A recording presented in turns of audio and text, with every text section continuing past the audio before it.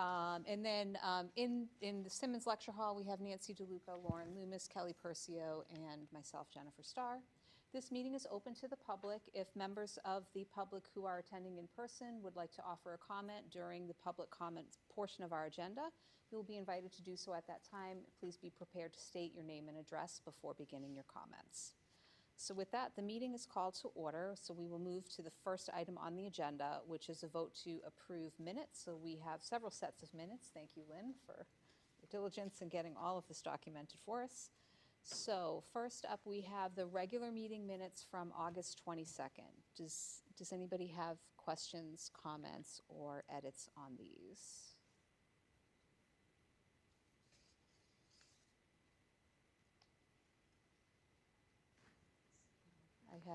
I had none. They looked good to me in my review earlier. Okay, all right. So would somebody like to make a motion to accept the regular meeting minutes from August 22nd? So moved, DeLuca. Can I get a second? Percio, second. And roll call vote. DeLuca, yes. Wiseman, yes. Star, yes? Percio, yes. Great, okay.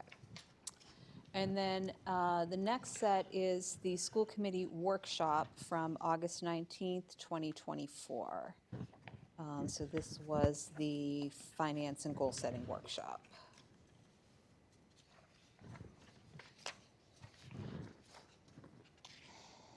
And my first pass at this, I didn't see anything that needed editing.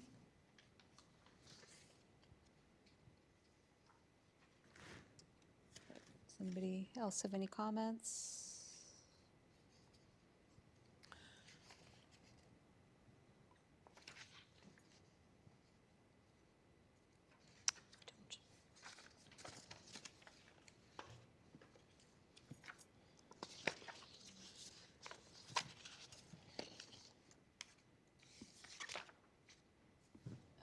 All right, so then if nobody has comments, I will make a motion to approve the workshop minutes from August 19th. Can I get a second? Percio, second. Roll call vote. DeLuca, yes. Wiseman, yes. Star, yes? Percio, yes. Great, okay. And then we also have workshop minutes. Wow, we've been busy. Workshop minutes from August 27th, 2024. Let's see, so.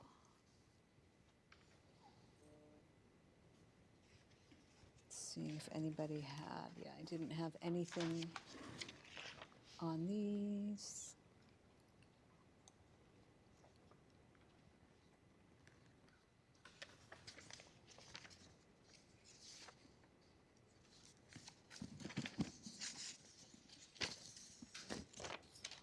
Okay, all right, so I'll make a motion then to approve the workshop minutes from August 27th. Can I get a second? Second, Loomis. Loomis, second. Thank you. Roll call vote. DeLuca, yes. Wiseman, yes. Star, yes? Loomis, yes. Percio, yes. Okay, great. And last up, executive session minutes from August 22nd. Before we vote on these, does anybody feel like we need to hold these for discussion in a future executive session? I believe so. Okay, all right. Okay, so then we vote on that, right? Yes, okay. So I make a motion to hold the executive session minutes from August 22nd to be discussed at a future executive session. Can I get a second? Second, DeLuca. And roll call vote. DeLuca, yes. Wiseman, yes. Star, yes? Loomis, yes. Percio, yes. Great, okay.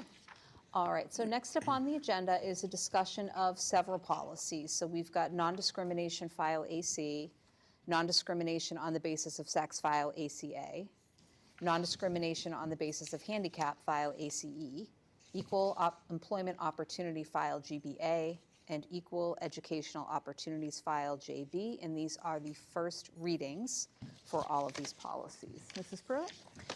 Director of Diversity, Equity, Inclusion, and Accessibility, Carol Perez, will be joining us virtually to discuss suggested changes for your first reading tonight on these particular policies.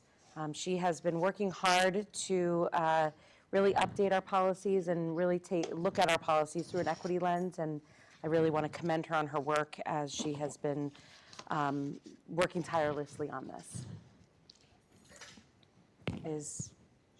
She's there? Director Hi, Perez? everyone. There you go. So you want me to choose which policy? Yeah, I have two screens going on right now, sorry. Sure. So the list that we have begins with AC, which is the non-discrimination. So, but we can Okay. rearrange to whatever, if there's a certain flow that you think makes sense to go through. Just, This is a good one to start with. okay. My question is, were you able to get the copy that I did my suggestions on? Yes. Yes, they have that. Awesome. Okay, so this policy in particular, we did check with legal, and the legal team had no problem with the suggestions that I made, but wanted to highlight that you may want to think about having it. Like, that was the suggestion. Not sure why we have it. I know that sounds interesting, but I think what our legal rep meant in saying that is that we already have federal law and state law that states this, that we are mandated by. So it isn't necessary now. I understand what it looks like to also just remove it. So I leave you all with those suggestions. As, I think. Yes, go ahead, Lauren. As long as it is aligned with the law, I think it's important that we keep it. Okay. Do any other committee members have any comments or questions on this one, either on the red lines themselves or whether or not we keep? I'm thinking, Jackie and Nancy, if between now and the next reading, if you want to do a little research and see, if there's a point of view from MASC on why, check and confirm if this is one of their model policies and if there's a specific reason for it. So we did do A, so everything with A we've done. I should have been more prepared, I guess, for tonight. But this is the first reading, we get to look at this again. Yes, of course, So yes, I yep. will go back, right, Jackie, we did A. and- Yeah, I'll go back and look too. Yeah. And one of the things when we were talking to legal back when Nancy and I were going through all these policies is that she really thought we should get rid of the policies that we don't need because our policy handbook is so voluminous at this point. It's hard for people to go through and read anything. So if there's anything that's repetitive or that isn't really something that we need anymore, she suggested that we get rid of it. But that's, of course, something we can continue discussing. That is exactly correct, Jackie. That is the feedback that we got, and you will see redundancies tonight in all of the policies that have been brought forward. Okay. All right, great. So I think we can, if Nancy and Jackie, if you can take that away and, provide additional feedback when we do the second reading, we'll be good. Okay, and so the next one in our packet is file ACA. Great. So this one I know I did after your packet went out. Do you have the red lines in your copies? Yes. Yes, with the Lynn gender is, identity highlighted.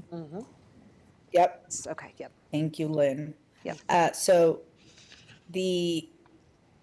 this is a policy that, if you see my note at the bottom, is going to completely change because it's talking about Title IX. So this is another one that you may want to consider whether you keep, because we have other policies that talk about harassment, which go into Title IX. Again, something to think about, and understanding that our legal team has already discussed with Chrissy and myself that they're sending us the new language per the new Title IX. So Title IX, one of the updates in Title IX is the inclusivity of gender identity in the policy. And so this here for non-discrimination on the basis of sex actually highlights the inclusivity of the gender identity. So that's here. However, just to reiterate what Carol's is saying, is that our legal team is in the process of updating or putting out information regarding Title IX for all their districts. They already did do a presentation for us, and they will be providing us with language to update our Title IX policy as well for presentation for you, and all of our procedures as well. But the biggest highlight for this change is, like I just said, is the inclusivity of gender identity. What is the timeline under which they're expecting to provide you those updates? As soon as possible. I think that if we reach out to them again, we should potentially have it by the next school committee meeting, if possible. Okay.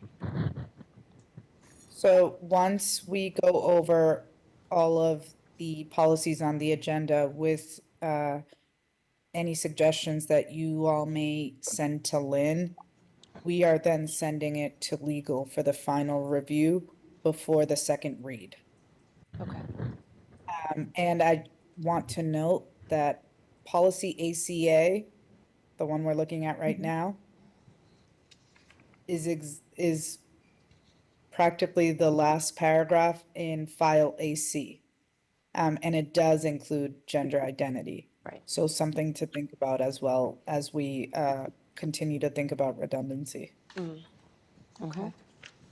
And then, so for Jackie and Nancy, I know that I had forwarded MASC's updates to some of these. So if you could just kind of cross-reference and see if this, I think this was one of the models that they had updated, just to make sure that kind of we're all kind of closing a loop, because we've got some different sources going on pushing this out. So, yeah, just want to make sure we've reconciled everything. Okay, any other questions on the first reading of ACA? Okay. All right. Next in our packet is ACE.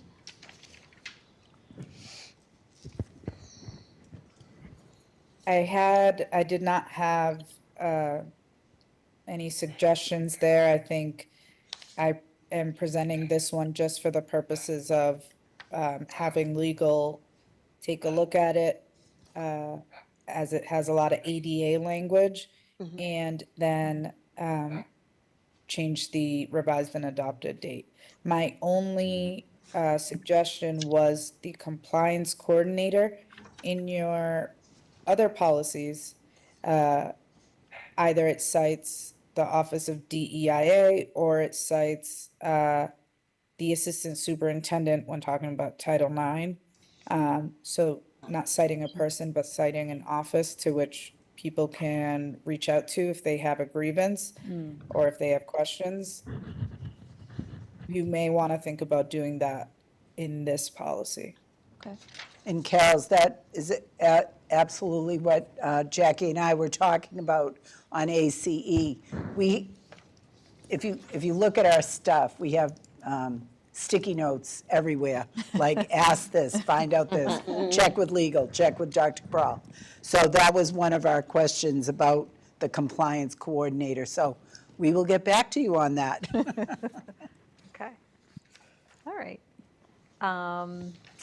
Let's see, any other questions or discussion on ACE?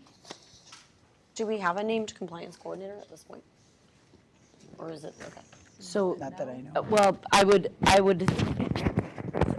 think that this policy would fall under our Director of Special Services. Right. Since it is associated with handicaps and any other special service that might be provided for the district.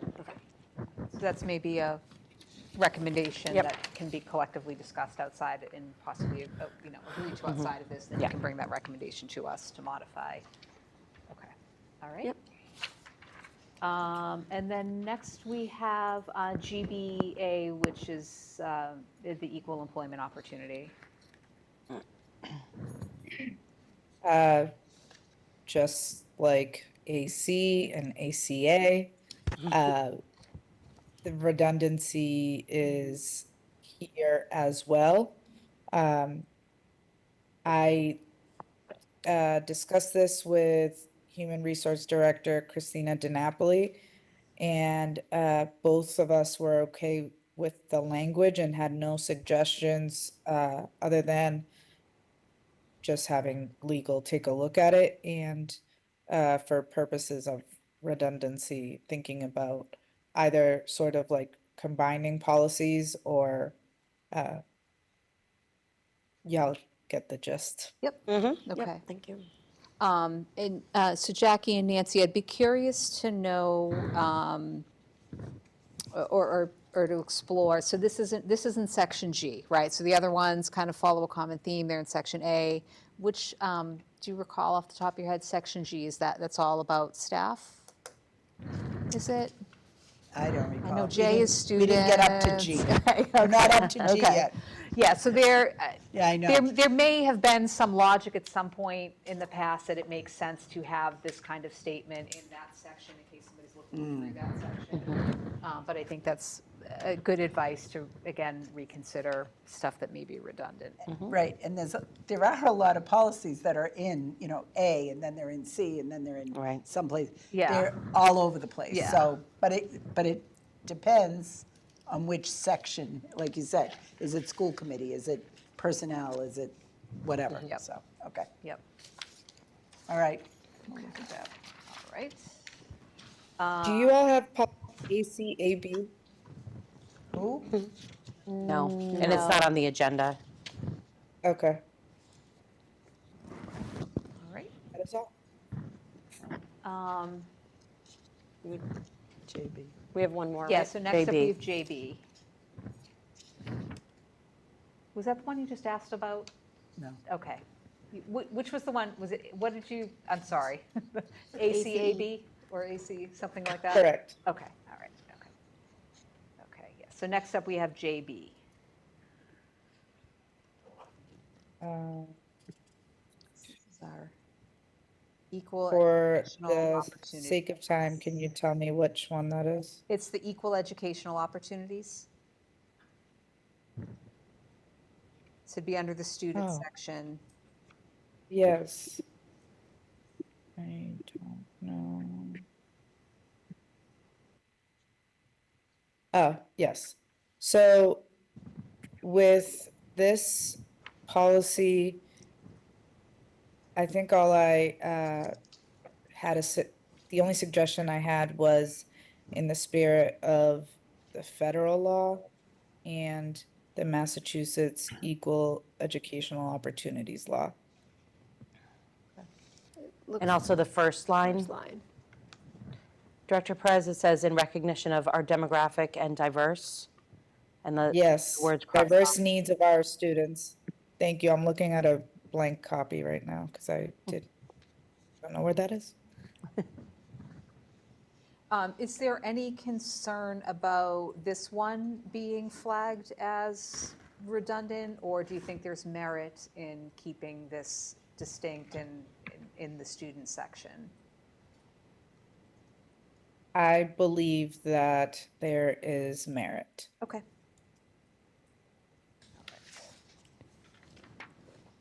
Okay, any other comments or questions from the committee about JB?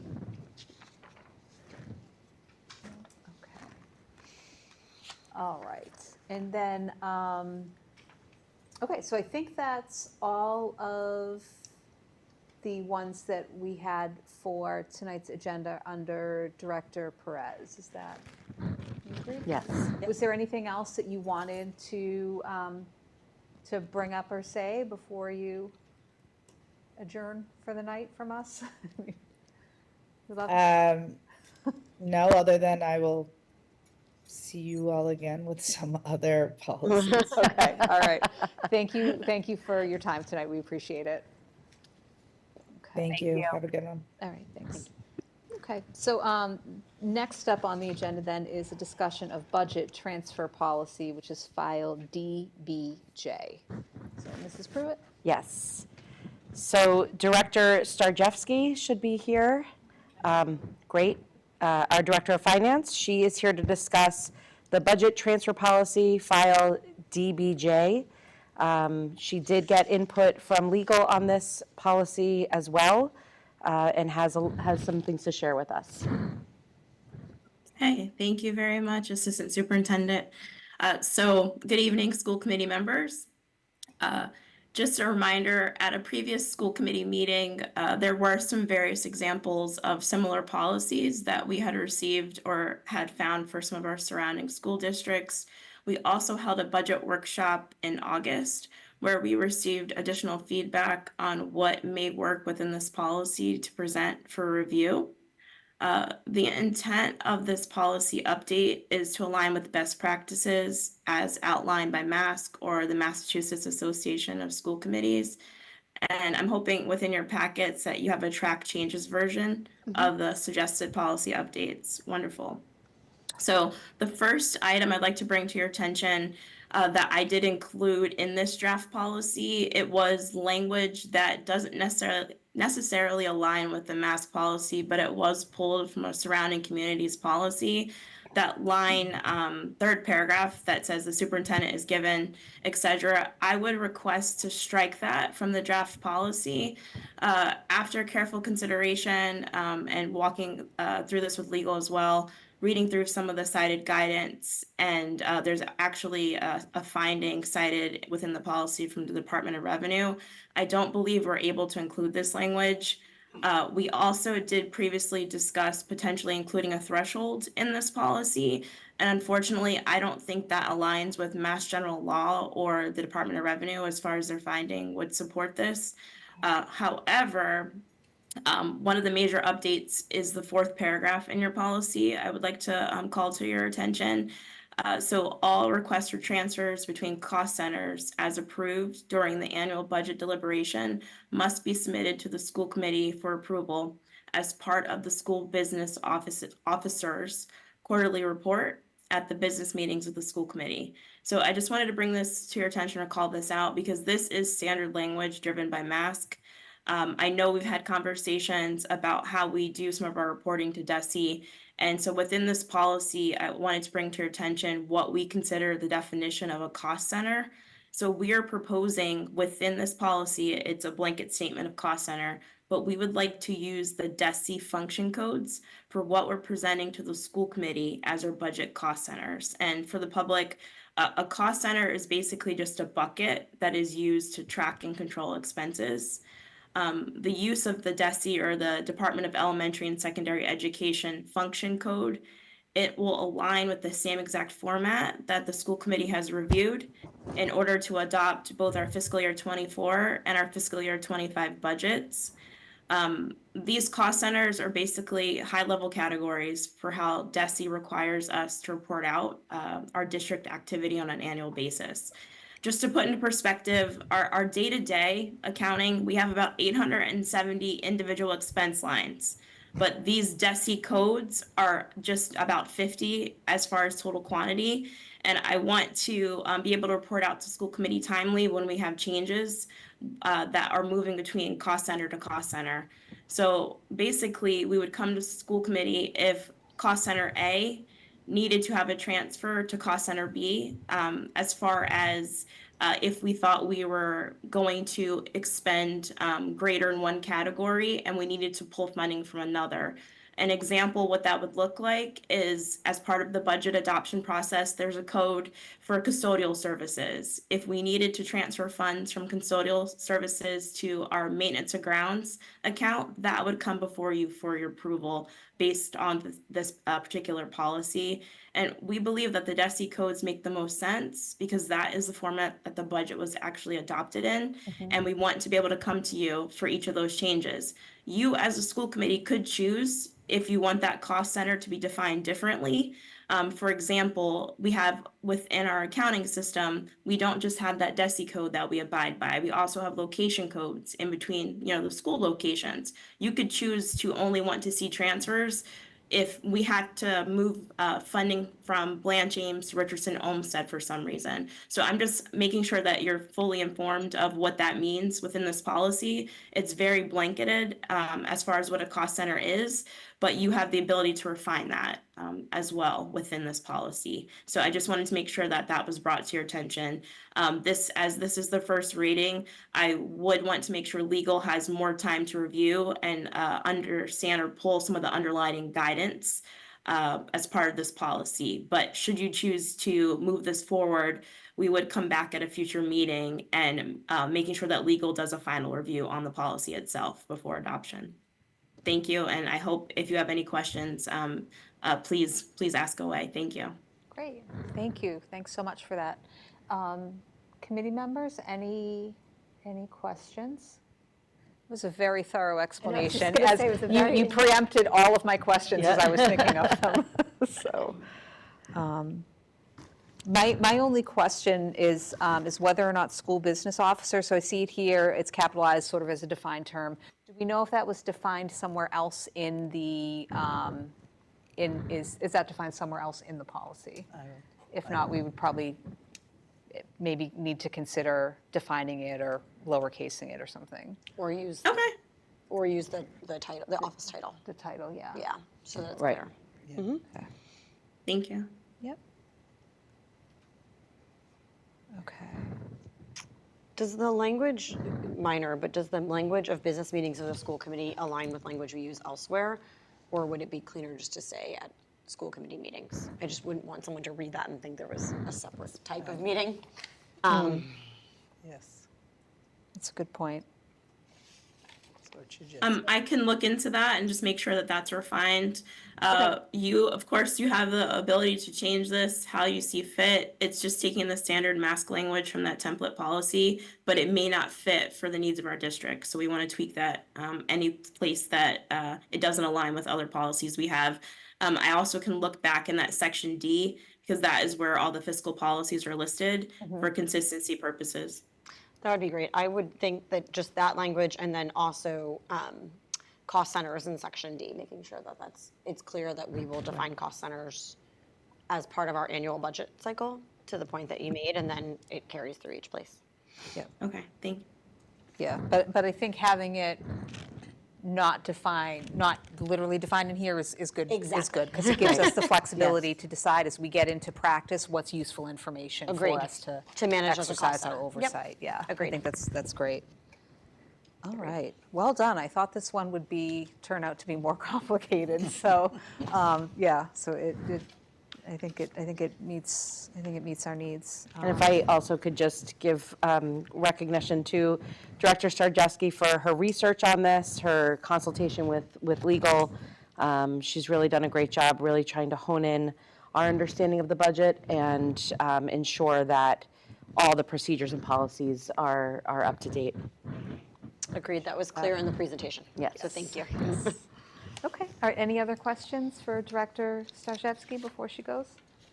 All right. Thank you so much for joining us. We appreciate it. We'll see you for second reading at some point.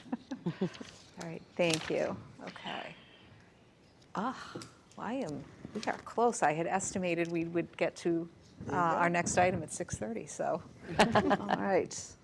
All right, so next up on the agenda is a discussion and possible vote to nominate a successor trustee director of the Frothingham Memorial Corporation.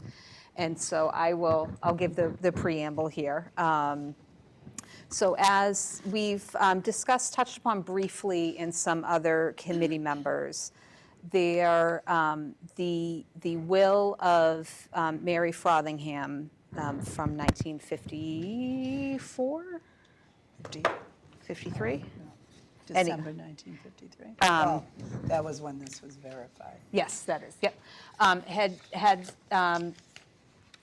Contains a provision that the Easton School Committee nominate any successor trustees for the organization. And so that's a practice that's been carried out for 70 years, and the last time it was done was a little over 20 years ago in 2003.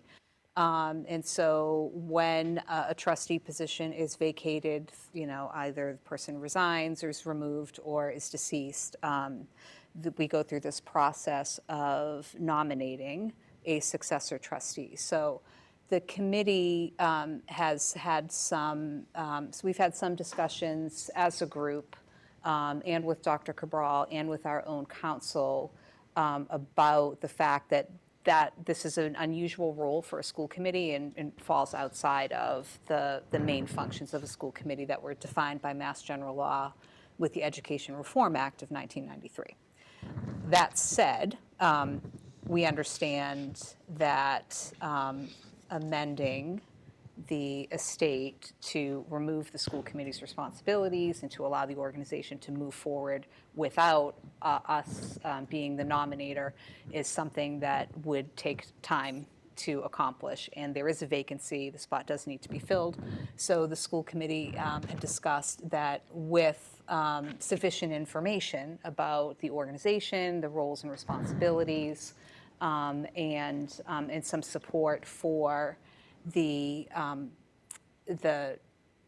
person that they would suggest that we nominate for this role, that we would be comfortable taking a vote so this process can move forward and that position no longer remains vacant.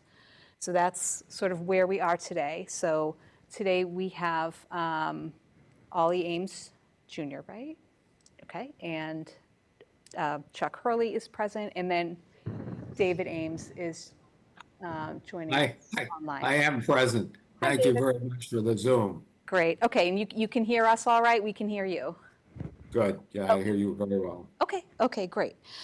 So with that as a little bit of background, I would like to maybe hand over to either of the Mr. Ameses to maybe give us, if there's additional information that you want to summarize for us or explain or present to us about this. And we appreciate, there was a letter that was provided that summarized, again, some of the discussions that we've had, and provides the information that we had asked for, which was, again, some background, plus an overview of the roles and responsibilities of the trustee, the key criteria and characteristics of a trustee, the search process, and the proposed nominee's qualifications. So that's contained in this letter, which is super helpful. And then by reference, we have the text of the will, which I was kind of surprised. It's like the school committee part is pretty small. It's just like a couple sentences. I was like, oh, okay. And then the articles of organization or the bylaws of the corporation. So that was helpful reference. I know I was able to read through it. I don't know if the other committee members were. But I think we can move ahead with the discussion of the business at hand, which was the successor trustee. But then I have some questions about the bylaws, because that actually defines more responsibility for the school committee than I think we were aware of in terms of the role of the representative as a member of the directors for the corporation. So we can discuss that kind of second, but let's get through the successor trustee part first. So with that, if you'd like to, if you don't mind sharing the mic, and once you hit the button, it should turn green, and then you should be live. Okay, is that working? Let's make sure. So, Joe, are you able to? Oh, looks like it's blinking. We have another one over here. I can't. Oh, it's green now. Okay. Okay. All right. Go ahead. Well, thank you, Chair Starr and members of the school committee for making the time for this matter. Again, my name's Ollie Ames, Oliver third cousin once removed of the governor. So we're a little off on the family tree, but thank you again for making time tonight. I am a co-trustee with my cousin David Ames, who's here via Zoom, of the trust under Article 2nd of the will of Mary Frothingham, David's aunt and my great aunt, for a little more background there. Mrs. Frothingham founded the Louis A. Frothingham Memorial Corporation with two other corporators in 1930 and created a park on Day and Sheridan and Park Streets in Easton, which is approaching its 100th anniversary. The corporation is an interesting animal in the nonprofit law. It's something you rarely see. It's a charitable corporation that actually issued stock. And Mrs. Frothingham held most of that stock. And she left all of the shares, or she left her shares, and now they are all of the shares, to the trustees under Article 2nd of her will. And the sole role of those trustees is to hold that stock and vote it primarily for the election of the directors of the corporation. So the trustees act as sort of a check on the power of the corporation and its governance. A member of the school committee ex officio, the chair, or otherwise another elected appointed member of the school committee also serves as one of the directors and is not subject to election by the trustees. That person serves just by virtue of their office. The will calls for 3 trustees. David Marsan, Easton resident and local attorney, served for many years as one of the trustees as well as a director of the Frothingham Corporation, and he passed away 2 years ago in 2022. The process for appointment of a successor, as was mentioned earlier, involves a vote by the school committee, the appointment of a successor trustee. I would add to what else has been discussed tonight that we are prepared to seek changes to that procedure, and we'll have to get the approval of the Bristol County Probate and Family Court to reform or modify a provision in the will, but I think the court should be open to the fact that this has really moved beyond the role of a 21st century school committee, and that appointment of the trustees by the trustees themselves might be a better way to move forward. The letter outlines a little more detail on our search process for trustees. That is generally focused on current or former directors of the Frothingham Corporation, because knowledge of the corporation's activities and its finances is important to being able to make an informed vote for directors each year. And our proposed candidate, Mr. Hurley, is a current director and in fact has served as president of the Frothingham Corporation for the last 13 years. Our other trustee, David Ames, served as president of the corporation for 35 years, and for as director, I think, for a few years more than that. So we would again propose that Mr. Hurley join the trustees.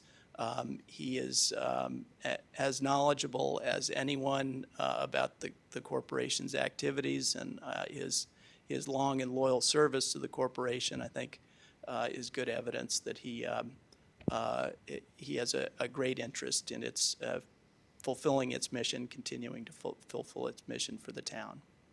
Okay, great. Thank you. David Ames, is there anything that you wanted to add before we have school committee ask any questions? And then we'd like to have Mr. Hurley, of course, have the opportunity to speak and share, his experience and interest in the role. So, but before we have school committee, any additional thing, anything you'd like to add? No, I think that Ollie has presented very well, and I have really nothing to add. Okay, all right, thank you. So, committee members, do you have any questions about what was either documented or presented so far this evening? No? Okay, all right, so. Yeah. I was fascinated reading her will. Yeah, it really is. Remarkable. Yeah. And Yes. I'd refer you to the website for the park and the video on the park's history, which is also terrific. So fascinating. All right, so Mr. Hurley, if you want to take the mic, I guess if we were to nominate you, would you accept the nomination? Would you like to tell us a little bit about your experience and your desire to be nominated for the role of trustee? The answer to the first question is yes. I've enjoyed working at the park very much. It's been a joy for me over the period of years that I've been there. And I was there as a child many years ago on those terrible slides that you get hurt on and everything else that they've removed because they were unsafe. Anyways, I had a lot of fun as a child there, and the fun as an adult continues to grow as I continue to, oversee the park. I think a lot of credit for what we have accomplished there goes to fellow trustees and the directors of the park, and especially to Scott Pearson, who takes such marvelous care of the park. And I love working with Scott because when Scott calls me and he needs something, I said, do it, get it, whatever it takes to get the park and keep the park in the condition that it is.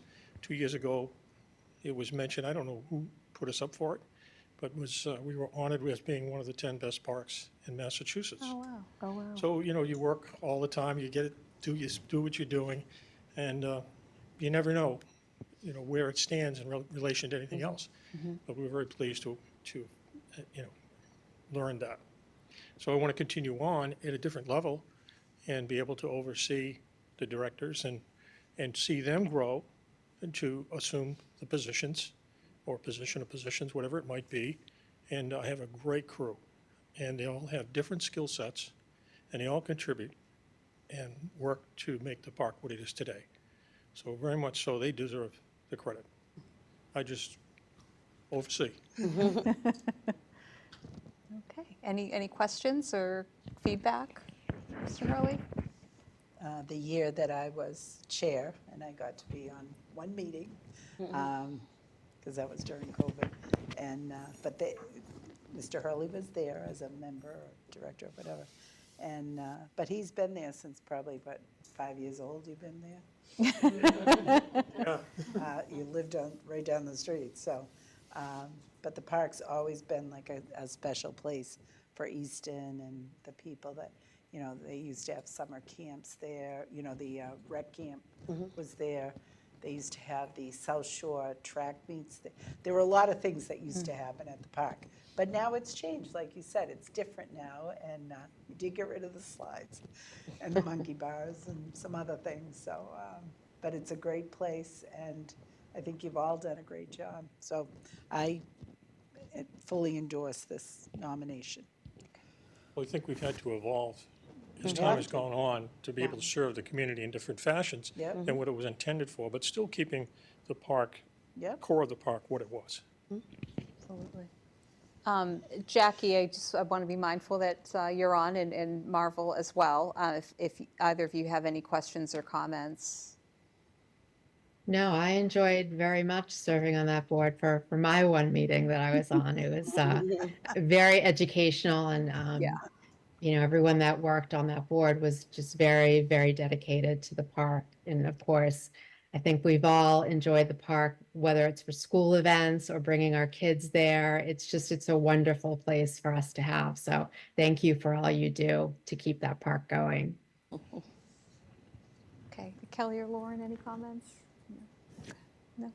Okay, all right, so I've had one meeting so far, last year, and it's, as Nancy and Jackie said, the mechanics of operating the park, the decisions that have to be made about, wages and equipment and what's, looking at the budget and what items are going to be invested in is really, really fascinating. So I applaud all of the work and dedication that goes into keeping that moving. When I moved to Easton, my first house was on Lincoln Street, and I remember the day that the house was being inspected. My son was 5, and we walked over to the park, and I sat in the sandbox, and he played with the trucks, and I thought, like, I'm gonna live here. This is gonna be my backyard. This is the most amazing place, and it really was. So I lived close to, in the neighborhood of the park for almost 15 years. So for my kids, it was really where they grew up. You know, we had houses on kind of different ends, but always crossing through and meeting there after school, and yeah, it's just a great spot. So such a jewel, and so appreciate again all the time and effort, expertise, knowledge, and dedication that goes into this. So I think then we can just move ahead. It sounds like with a motion. So would somebody like to make a motion to nominate? I guess we should we use your real name? It's John. Charles? No, it's John, right? Okay, okay. All right, to nominate John C. Hurley as a successor trustee of the, let me get the language right, the trustee of, what's the entity name? The trust under Article 2nd of the will of Mary A. Frothingham. Gotcha, okay, so I'll start that again. Gotcha, all righty. So we are nominating, let's see, it's John C. Hurley, right? Okay, John C. Hurley as successor trustee of the trust under Article 2nd of the will of Mary A. Frothingham. So would somebody give me a so moved? So moved, DeLuca. Okay, Perseo, second. thank you. Roll call votes. DeLuca, yes. Wiseman, yes. Star, yes. Loomis, yes. Perseo, yes. Okay, excellent. All right. so Congratulations. Congratulations. Thank you very much. Thank So you. next step is this goes, you then have to bring the petition to the Bristol court, right? Yes, thank you for the nomination, and the next step will be to circulate a document that will need the committee's signatures, and then we'll present that with a petition to the court to appoint Mr. Hurley. Okay. We will, I think, I'm not sure if there's time to have the discussion tonight, but there'll also be a process to petition the court to modify the trust to change the committee's role, and I think we'll need to talk about the details of that and exactly what that role should look like, if any, going forward. Yeah, we definitely welcome that discussion, and as I've mentioned, we'll support if you need us to provide, an affidavit or any type of supporting statement to the court. When it gets to that point, we'll be happy to do so, and help figure out, really, as we mentioned, it's just not a role that makes sense today. And then I think we can maybe plan a follow-up also to discuss the role of the school committee chair as a member of the board of directors. I think, I think there's a precedent for us being non-voting members of other charitable organizations. So to have a voice, but to not have this, a voting role in those organizations. So I think we have some precedent that we can look at and share and maybe discuss further. So if you want to correspond with me directly, and then when we get a little bit further, we can, maybe schedule some time to come back and discuss as a committee. We can figure that out. But and I did, and I may have, because I read through the documents fairly quickly, and this may just, again, we can take this away separately, but in the bylaws, there is a little bit more detail about the responsibilities of the board of directors, and that it's comprised of the 6 members who are elected and the chair of the school committee. Is there anything, and is there anything that carves out the school committee representative on the board from the responsibilities and basically the powers of the rest of the board of directors? Or are they basically a board of 7 equals? Yes, I think the only difference is the method by which the school committee chair is appointed to the board. Okay. The ex officio Okay. status, but otherwise a full voting member. Okay, all right. So I think, and Jackie, I'll refer to we luckily have a resident legal expert on the committee, in addition to our attorney who has said this, this is not her purview. But we can kind of discuss further our comfort or concern about that, because the board of directors does have significant responsibilities for this charitable corporation, which, as you said, is kind of an unusual animal to begin with, to have a 501c3 that's a corporation that issues stock. So I think we would want to maybe scale back the role of the school committee representative to that, if it were to continue at all, to be something more of a voice, a representative, an advisor from the school committee, but to not have voting responsibilities and decision-making responsibilities. So that's, again, something I think we can discuss further and collaborate on, what makes sense. Yeah. Which I think makes sense, especially considering the member of the school committee that represents the board is consistently changing. So the Right. member doesn't have the same history, doesn't have the same knowledge as the other board of director members. So I That's think right. that makes sense. Yeah. So our practice within the school committee is that we generally turn the chair position over every 2 years. So as you have seen from the rule of the meetings, it's, every other year you have a new face who's getting up to speed and, maybe can't contribute much beyond, again, just the viewpoint of being on the school committee. So, okay. Well, as you noticed, the will is pretty succinct on the school committee's role. So those other changes, I don't think need much involvement from the probate court. Yeah. We can talk about that. And Yeah. I don't want to speak for the experienced presidents of the corporation who are present tonight, but I think they'd say that the school committee's involvement has been very helpful, and the lines of communication being open. Yep. is a positive thing, given all the school and school-related programs that happen at the park. Yeah, I So think a way we to keep that definitely going would agree, be- yeah. Yep. And I think I'm confident that we could continue the benefits of the arrangement, again, without having necessarily the same responsibilities as the experienced, day in, day out members of the board of directors, which would be similar to,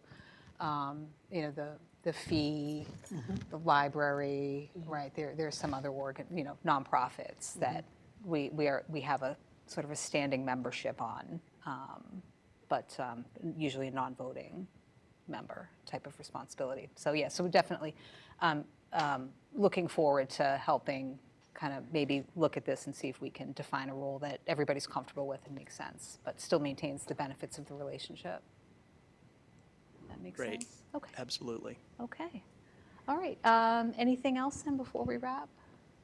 No, well, thank you so much for attending. It's great to see you in person. Thank you for putting together all the documentation that we requested. We know that was pretty time consuming, but I think it helped us make a really informed decision and be confident that we weren't just making a decision without the information that we needed. So we appreciate that. Really great. Well, thank you, and you're Thank you very very welcome. much. All right. Thank you. Thank you. I could add one thing. Absolutely. And that is that David Marson, who Chuck will be replacing, came on the board as a school committee member. Ah. He got so engaged while he was a school committee member that we took advantage of that and voted him in. That's great. I see the purpose now in having us involved. Yes. A pipeline of. I see that, yes. Yes. Thank you very Wonderful. much. Thank you very Thanks- much. Thank you for joining us. We really appreciate it. Thank you. Thank you. Thank you very all. much. Okay, all right. So next up, look at this, what a smooth segue. A vote to appoint members to Easton School Committee subcommittees for 2024, 2025. So this is a continuation of discussion that we had at our last meeting. So just to reorient everybody, earlier in the year, we did our designations to the town committees, which are detailed later in the document. And then we have a series of school-appointed committees that we need to sort out amongst ourselves. So we can go through, and just also to give an update on, what was the one that we added?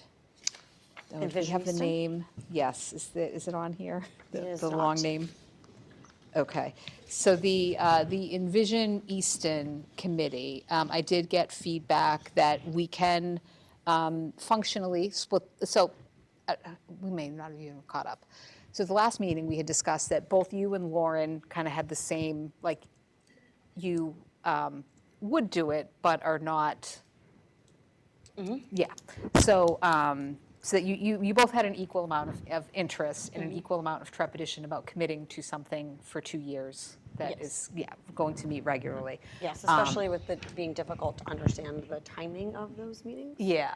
From an work obligation standpoint. Yep. So what we had discussed was the two of you sharing the representative role. Okay. So that way, whichever has greater availability can go, and you could just communicate any updates or deliverables or follow-ups with each other. So my takeaway was to check with the town to see if they would, if that was acceptable, and they said it was. I think they just need us to designate one of the two of you as like the voting something or another. I'll look at my notes before we get to that point. But and then the other person though is welcome to attend in place. So Also not on the list is the security committee. okay. Does that have a real, what's the real name of that, security? I don't know if it's, I have it, but I just, Are you on? I don't know You if must it- be on it. you're yes. on it. What the Thursday meeting, this is the security. They do have an official name, and I have it, but not, so security, Building security, I forget. something. Okay. Yeah. Okay. And then the other one is the PACE, P-A-S-E, is that going to be a committee? Yes, it That's- is. that should I be mean, listed. it'll be done in May, but yeah, we should probably list it. Yeah. I think that one, the charter of that committee defined who is the Right, representative. but I'm just saying that's yeah. another. And the other one, which will be done So at good. the end of 2025, Yep. is the Tricentennial Committee. Oh, right. Yes. So I know you, Dr., Mrs. Pruitt, you said that, who's on it? Craig Davison. Yes. And I have been voted as the school committee rep on that. Mm-hmm. So, but I need to get up to speed because I haven't seen anything happen. Okay. So, okay. All right. in school Right. security. But that'll only be done till the end of 2025. Okay. What's it called? Easton. The Easton School Security Committee. Thank you. Okay. All right, so, so reading through, so that gets us to, we had 11 listed on here, so we are up to 12, 13, 14, 15. Well, MBTA is out. That's done. Oh, right, oh, hold on, that's MBTA town, is that's done. town, Oh, we've already oh. done that, okay, so, I'm sorry, so Oh, just you're 1 through 7. I mean, we can look at the town ones too, I know No, we had I'm just looked I at those didn't know back in what you were looking June. at, Sorry, I'm seeing 15 on here. but some of them are town. See how they say town and they say, Yes. But But we have they- to nominate to them. they say school? No, the town ones were already done. So we did those, Oh, remember, I we see, did I those see, I back see. in To review May. today. I'm getting you Yeah. now. I Well, thought we you meant to. sworn in. I got So, you. Okay. well, before you move on then, so the Tricentennial is a town one, Oh, So we already, I think. that seems right. Would that be a town? That's a town, yes. And Okay. Craig, I think, And Okay, then Pace Pace is is a town. town. Yes. And Envision Easton is Yes. town. Yep. Okay. Okay, Okay. all right, so those And are school more than to security just, might be a town, because, maybe not, because we have DPW people on it, we have police, fire, The which one? The, security. that is, I would consider that. Was that, one. was the At the school school, secure, yes. was the school security one, though, like a subcommittee of municipal building? Not that I'm aware of. No? No, we may want to, I don't know, though, They tie Dr. in Kamal, we may want together, to table 'cause that. municipal building has to approve a lot of what Easton school security needs to get done. Okay. I don't know. who sends out the invites? Lynn, Gail. no? Gale Associates, Oh, yes, I was gonna say, like, I Which can is a tell if it's, school-hired Right, entity. right. They're our project manager.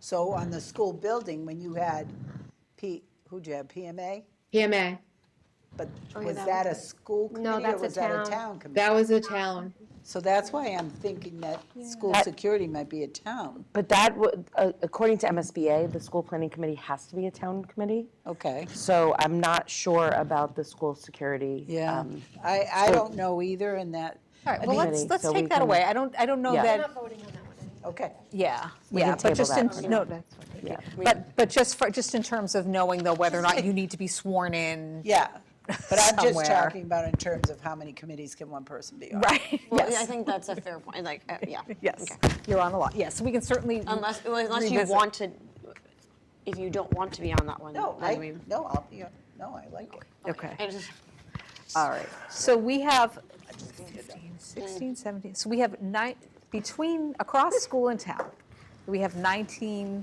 committees total. We have 5 members, so that's, an equal distribution would be 4-ish committees apiece.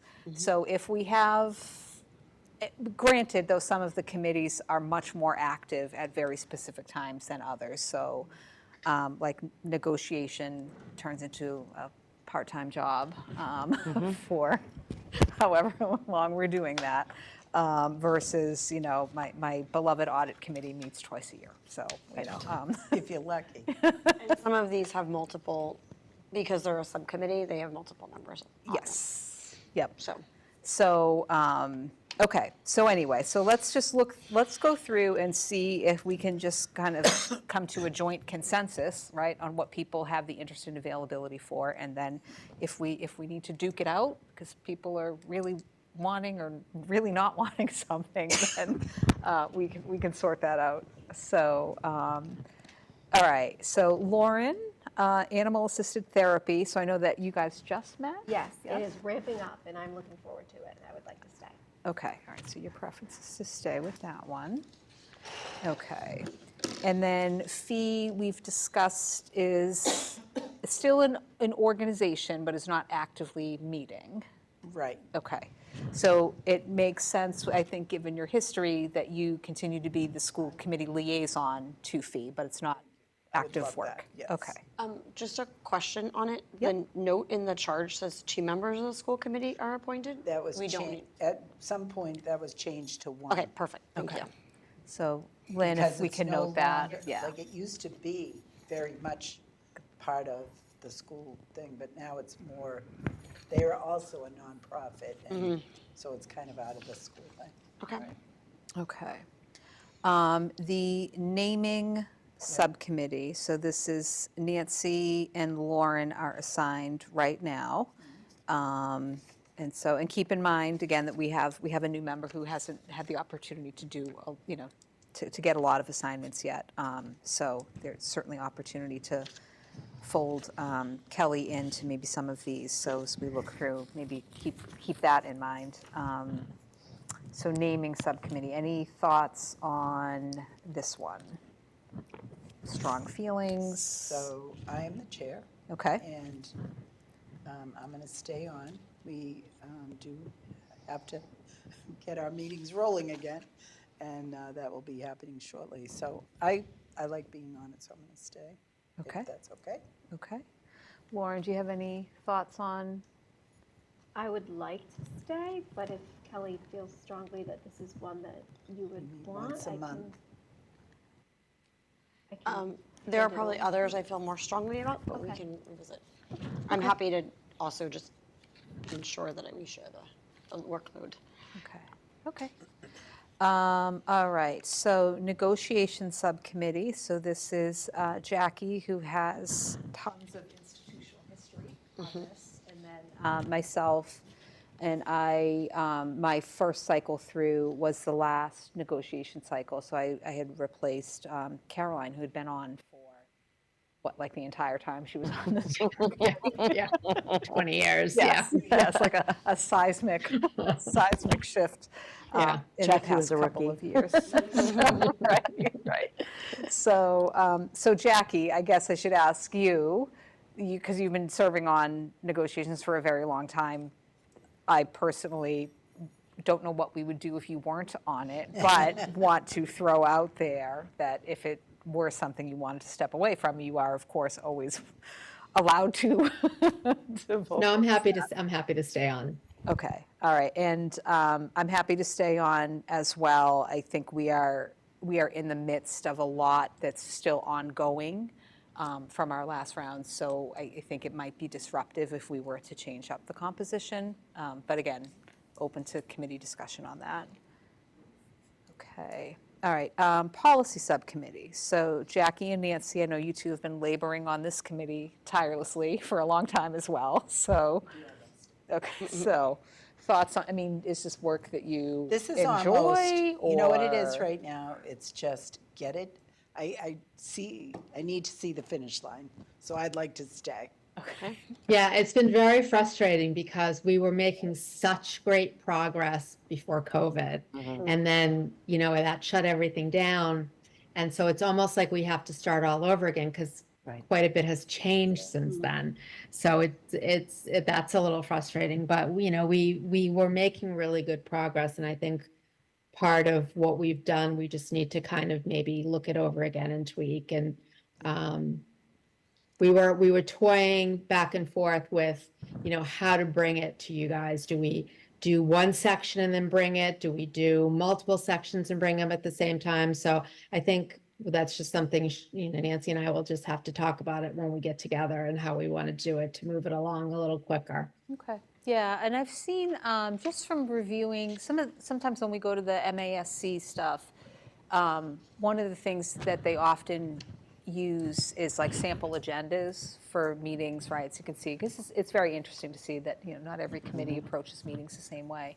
But one of the things I have noticed that I've come across is like a full page of policies that are being reviewed in one night. And they get, I look at those and think, you're going to be there for 5 hours. And then you go look at the meeting minutes and they were done in like 20 minutes. It's like, that is very efficient. So, and I think I thought tonight's discussion might have had the opportunity to go longer than I anticipated. But as we look, often it's often either just underwriting what's there and updating the date, or you get the red line and go, oh, that looks reasonable, and we can move on. So I know there's a ton of work that gets to that Yeah. But point, but that's then the point of a getting subcommittee. through, should hopefully be fairly efficient. So, so I would be amenable to as much and as fast as you guys want to go through that, and then we can just get them on the agenda, and you guys can move on with your lives. There you go. That's the thing. Okay, all right, so it sounds like I'm hearing that there wouldn't, that maybe changing that right now could perhaps interrupt the momentum that you have going. Yeah, I think Jackie and I can figure it out. Okay. Yeah. Okay. We're at a better place right now. Okay. Right, Okay. Jackie? Good girl. Okay. All right. And again, like we'll come back to all of these. This is kind of just our first getting all of our thoughts. All right. So the STEAM committee. So Lauren, I know you picked this up from, this was Michelle's baby, and I think that it was meeting and then not meeting, and it's back.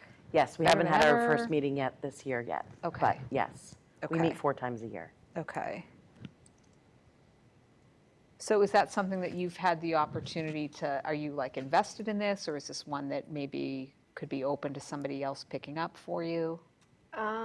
So I would like to be on this committee. However, I have never been to a meeting since I've been on this committee, so I know nothing about it.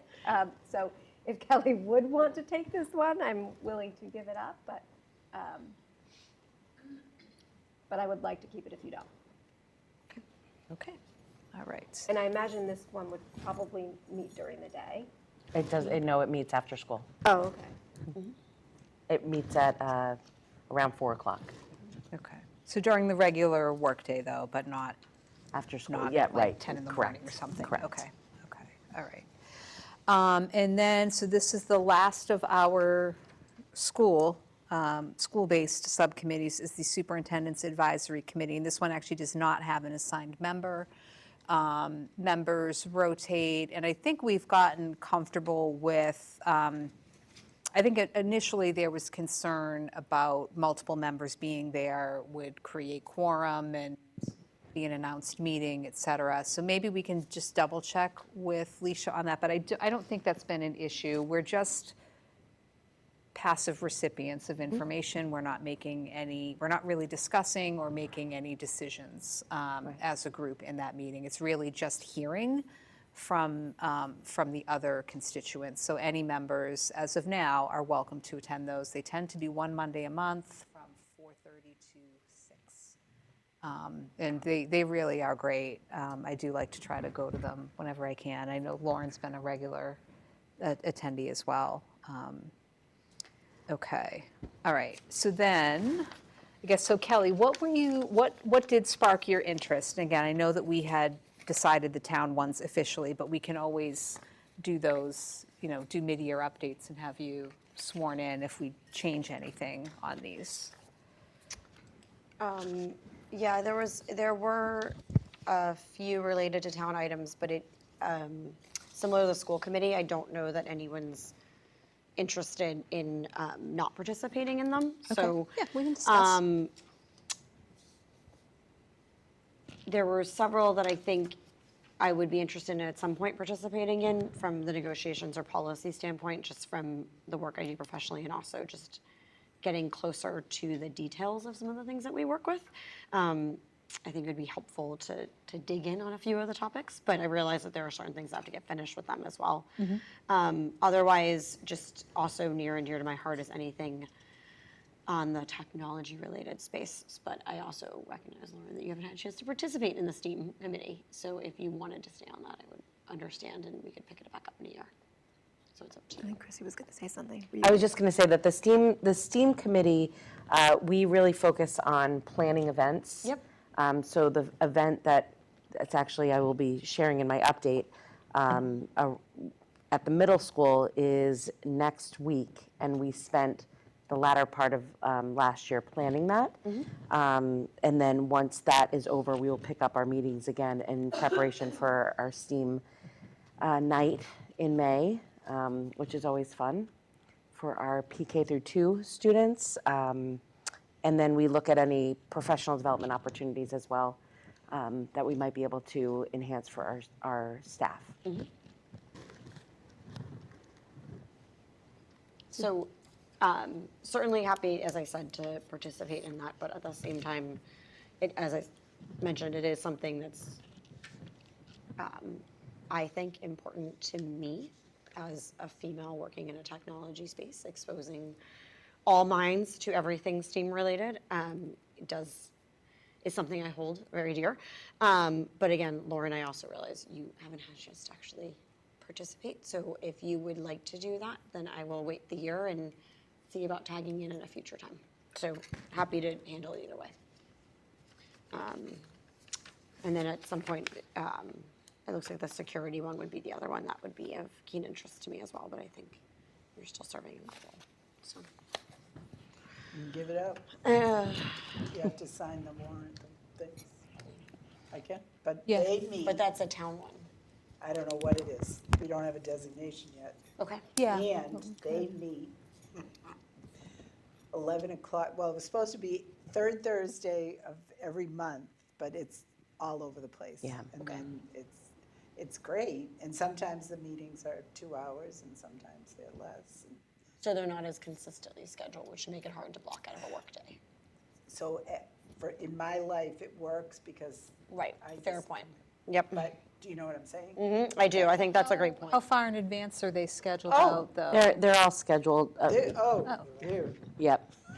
yeah, they're all scheduled. The October one is on the 24th. There's one October 10th, there's one. Would you be interested October. in looking at the schedule and seeing if it's something It would that be you good could to fold understand, in? yeah, the schedule and how consistent they are. I think anything that I can schedule in advance is fine. My company's very flexible about flexing my workday when I need to, but I just need to be able to do it in advance. So Okay. I can certainly look at it and see, but to your point, if they're a little all over the place, it may be harder to be consistent. I so. just find they're lovely. Everybody on that committee is great, but there's a meeting, but then it, like, and maybe this is the business world. I don't know. Nope, no meeting today. And I'm like, for God's sake. And then there will be a meeting. I'm like, oh, I didn't know there was a meeting, and I scheduled something else. So I see what you're it's saying. just kind of, I'm Security getting building? used to it, but it's just. Different Building cadence committee. than you're used to. Yes. Yep, that makes sense.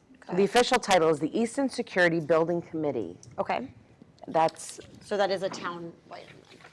the Easton Security Building Committee. There are, About 30 people on it. yeah, That seems backwards. not Shouldn't it be 30. Easton Building Security Committee? it's what's listed on their invitation, so. Being pedantic. But there are various meetings because there is, yeah. Well, if John comes on, he can probably help you out a little bit. I don't know. And Nancy, you're on We all can, of I mean, these. it's a town, if it's a town item anyway, we would take it offline. So Yeah. let's focus on the school ones for today. Okay, all right, well, that's, because I do think it does seem to align a lot with your professional experience, so, I mean, yeah. Any of them, we can talk through it, yes. okay. My observation is that for the school ones, I think there are just ones that we're trying to finish certain things that we've started or continue to educate others before we were to pass the torch, and that's fine. I certainly want to respect all of that work, and also at the same time, I also want to share the burden when others need to share it. But having been on the school committee less than a year, if there are things to finish and that people want to participate in, that's fine as well. Okay. I'm not concerned about that. Okay, great. Well, appreciate everybody's collaboration. And then, Jackie, I'm sorry, I feel like I ask this every meeting. School planning committee, Yes. is that still a thing, or are we ready to take it off the list? No, it's still a thing. I mean, we're not meeting, Okay, but I'm still getting invoices to sign all the time. got So it, because we're still finishing up little odds and ends. got it. And so until the MSBA closes it out, we need Okay. to keep the committee going. Okay, Lauren, what did he say the other night that they were going to close up when? What did, Well, they don't have the CEO yet. yeah, so they talked about it at the NBC meeting the other night, so, Yeah. yeah, it's still yeah. okay, Okay. okay. And then even after that, we don't get all of the money back from the MSBA for a certain amount of time. So while the MSBA is still involved, we still have to have our committee active. I see. Okay, all right, that's helpful background, thank you. So the MSBA has the CO? Or it hasn't been issued? Do we know? That, I don't know. I don't I don't hear your know. I don't question. know. What was your question? I said the CO, is that just not issued or the MSBA? It's temporary. We have a temporary, I see, thank you. Right. Okay. Okay. All right, so what I'm hearing is the Easton Security Building Committee.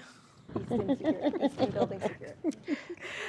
So that's a takeaway to We will, maybe yeah, take a look discuss a at it, handoff there, see if that would work for you. Okay, and then we had some discussion from the school side around the STEAM committee.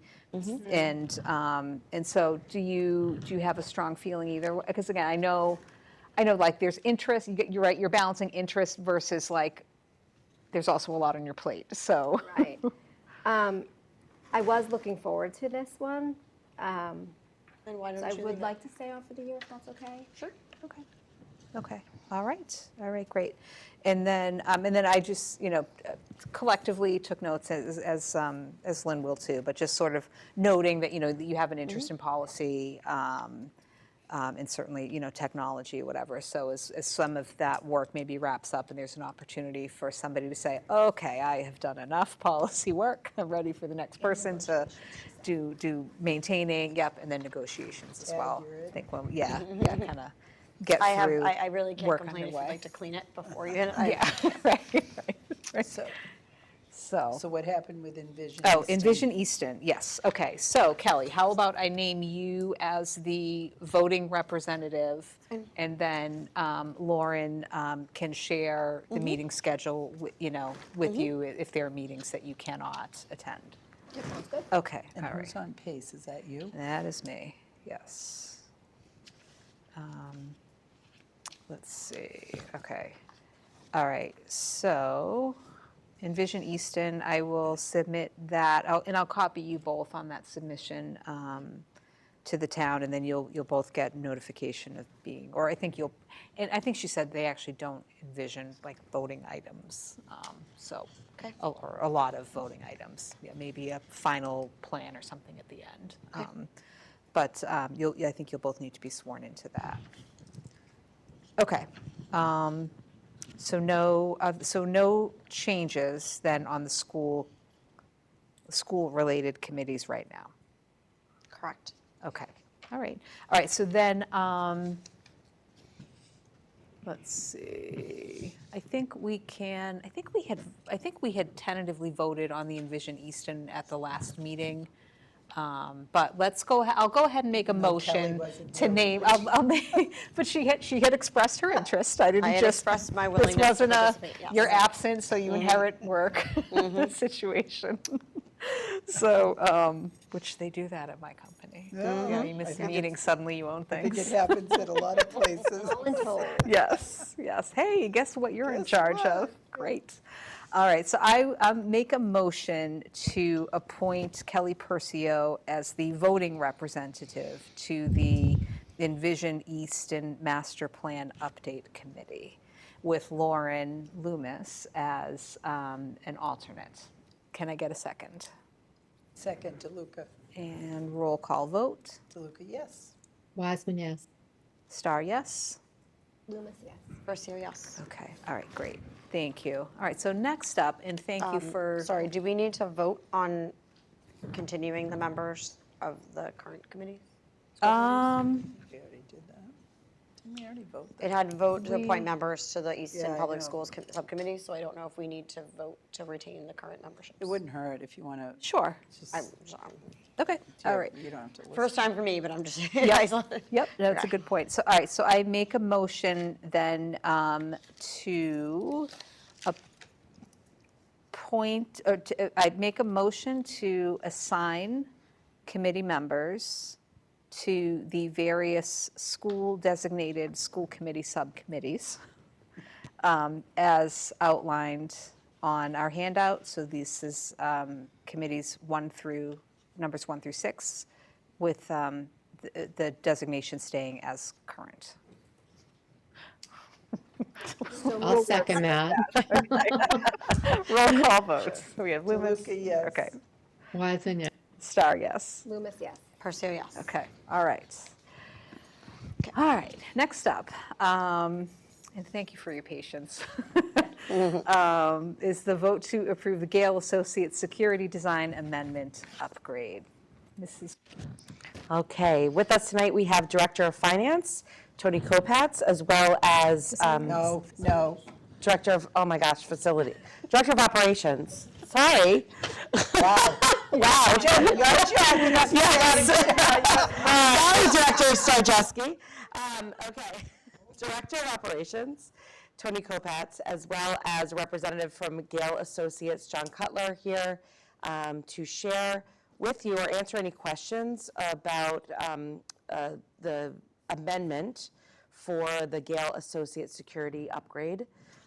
This was presented to the Municipal Building Committee on Wednesday, September 24th.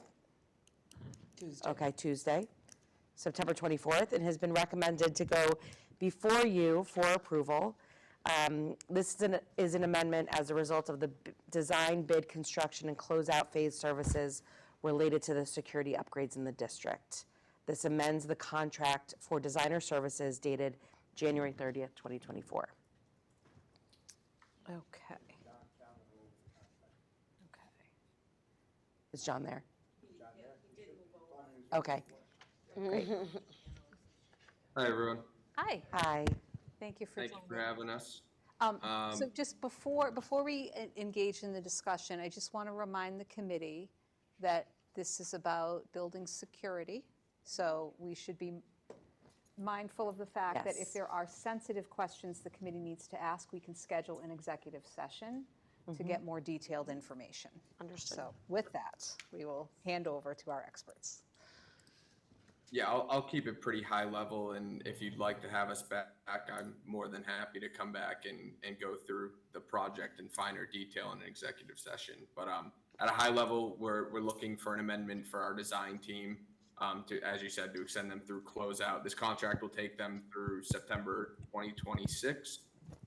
We're projecting about a 16 to 18-month construction. We anticipate design will be complete in December or January.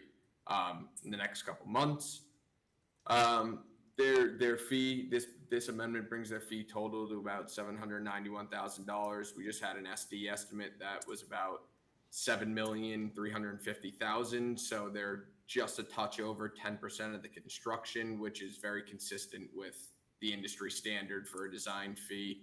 We're pleased with their work so far. We've already given them an NTP, so they've begun the design development phase. Like you said, we went in front of the MBC. They've made the recommendation, so we're looking for your approval tonight as the awarding authority to get this signed off. Okay. Just.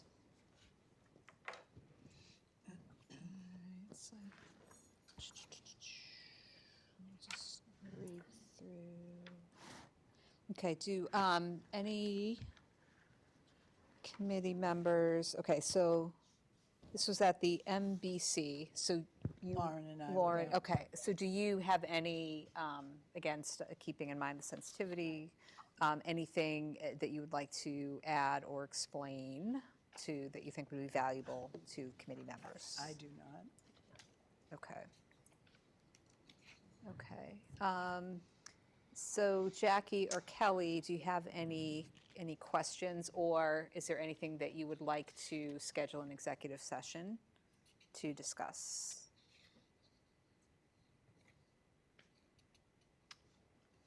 So No, I'm sorry, go ahead, Kelly. I just wanted to understand better. So was this increase, this amendment, in expectation and budget that was coming from the Municipal Building Committee? Was that, were they concerned at all about these additional costs? Like, I just want to better understand. So this is a very common practice in public construction. We procured our design team through schematic design so we could get a construction estimate and determine whether or not it's feasible to move forward with the project, at which point we determined it was, and then we try to extend that architect to complete their project. So this is a pretty common and was understood by our working group. Understood it was common practice, but just the financial element of it, I wanted to make sure was in accordance with the expected budget. So, I believe it is. okay. Yes? Okay. Yeah. Okay, all right. Yeah, and so my understanding again is that it's not really an increase per se, it's an extension of services to the next phase of design, which was expected Yes. and projected, right? Is that accurate? Okay. Yes, Okay, exactly. thank you. Thanks for confirming my understanding. Yep, and I noticed that you had mentioned that it's the 10% of the construction costs. I just wanted to make sure that as we are addressing a piece of that it is in accordance with the expected budget numbers and isn't significantly over an expectation. We don't, That's my understanding. okay. Okay. So this is within town Correct. budget approval. Yep, yeah, so NBC approved it, but we're the awarding authority, so we have to approve it so that I can basically sign the contract. There's probably a We don't have, signature block in here that says school I committee. didn't see a document that showed that NBC approved it. I know that that's what we, Just did on Tuesday. okay, so we just don't have a Right. Yeah, they have a, confirmation of that gives some, yeah, public meeting, right? Yep. Yeah, so it's in the public meeting. Okay. All right, any other questions, Kelly? no, not at this time. Okay. And Jackie, any other questions or comments? No, Kelly asked my questions, so thank you. Okay, all right, great. I do have to say, the documentation is just very interesting. It's just, So everyone also knows that when the document goes into public record, it will be completely redacted. thank you, I was actually just Appreciate it. wondering that, yes, yes. Okay. Yes, but yeah, the components, and it's a lot of information, a lot of details, and I'm glad there are experts out there who think of all of these things, right? Because it's a pretty amazing field. Okay. Yes. All right, so with that, no further comments or questions? No. All right, would somebody then like to make a motion to approve the Gale Associates Security Design Amendment upgrade? So move to Luca. All right, so we'll give, I'll take the second. Lauren okay, can have all the right, so motion. motion, second, Second. and roll call vote. DeLuca, yes. Wiseman, yes. Star, yes? Loomis, yes. Percy, yes. Okay, all right, great. Thank you both for hanging in. You had to sit through a lot of stuff that you were probably like, Did you want to? maybe Some interesting interesting or not. stuff. Thank you for having me. Love your positivity. Thanks so much for joining us. Have a good night, everyone. Yes. You too. Yes, so before we kind of move on to the next item on the agenda, is there anything you wanted to add or speak to on this? On this, Yeah, yes, absolutely not. okay, So I'm starting to get the lay of the land with it, okay, and I've met with them, been on one meeting last week, and it all seems to go in the right direction for this to go. Okay, great. Thank you. Has Tony been introduced formally I don't at a think school committee I don't meeting? think No, so. he has- Okay, all Yeah, right. do you So, wanna- Everybody already knows. yes, yes. Well, we've Well, heard to the so public, much about you. we're really excited to have Director of Operations, Tony Kopatz here, from just all of his experience. He's joining our team, and he's already diving right in and doing a wonderful job. Tony, do you want to introduce and just? So, Tony Lopez is Director of Facilities and Operations for all your schools. I will say that BA is a beautiful elementary school. It really is. And all your other schools look very well maintained. And I hope to continue in that forward motion and bringing them up to another level. So, thank you for the opportunity. And at some point, I hope to get to talk to each and every one of you. Great. All right, well, Thank you. welcome to the team. We're excited you're here. Thanks, Tony. Great, thank you. All right, next up is a vote to approve the professional teaching status recipients. Okay. So the Easton Public Schools has many wonderful traditions. This, for me, is up there as one of the best. After 3 years of teaching in the Easton Public Schools, teachers are recommended for professional teaching status. And whether they have been teaching in the field for a long time, or if they came to us from another district, they start fresh.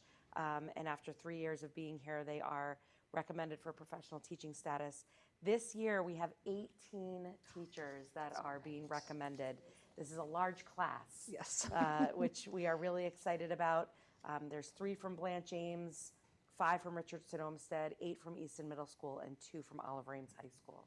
So I'd love to share the names with you, and then receive a vote for approval for these to receive professional teaching status. The ceremony will be on October 15th at 5:30, right before a school committee meeting in the cafeteria at Olive Ames. October 10th, what did I say? 15th. Okay, I'm really struggling here, I apologize. Been a long couple of days. Yes, it has. No, but everything's great. And again, it's a wonderful tradition that we have here in Easton where we actually do have a nice ceremony and celebrate the teachers as they receive this wonderful accomplishment. Many bring their families. Other teachers come to celebrate them. It really is a wonderful treasure. So first teacher is Sumela Katsalidis from one of our EL teachers at Blanche Ames. Alexandra, or Allie Monaco, kindergarten teacher at Blanche Ames. Brian Tyler, grade 1 teacher at Blanche Ames. Caitlin Blaine, occupational therapist at Richardson Olmsted. Gianna Kearns, grade 4 teacher, Richardson Olmsted. Molly McCarthy, grade 3 teacher, Richardson Olmsted. Sarah Travers, speech and language pathologist, Richardson Olmsted. Kimberly, or Kim Trueheart, special education teacher, Richardson Olmsted. Christine Conley, also on the STEAM team, science teacher, EMS. Christy Foy, who came back after being here for many years, music teacher at Easton Middle School. Michelle Goldman, grade 6 teacher at Easton Middle School. Ribbon Rowe, grade 6 teacher at Easton Middle School. Dan Lynch, special education teacher at Easton Middle School. Darla McGuire, English teacher, Easton Middle School. Patricia, or Trish Stevens, world language teacher, Easton Middle School. Jacqueline, or Jackie Weddleton, English teacher, Easton Middle School. Helder Lobo, instructional arts teacher, Olive Rains. Industrial. Wow. Industrial arts teacher. Industrial arts teacher. We're all instructional teachers. Industrial arts teacher, Olive Rains. Kristen Urcioli, adjustment counselor, Urcioli, adjustment counselor, Olive Rains. Good job. Thank you. I'm sorry. Marvel has her hand raised. And Marvel has her hand up. Great. Marvel, would you like to, do you have a comment or a question?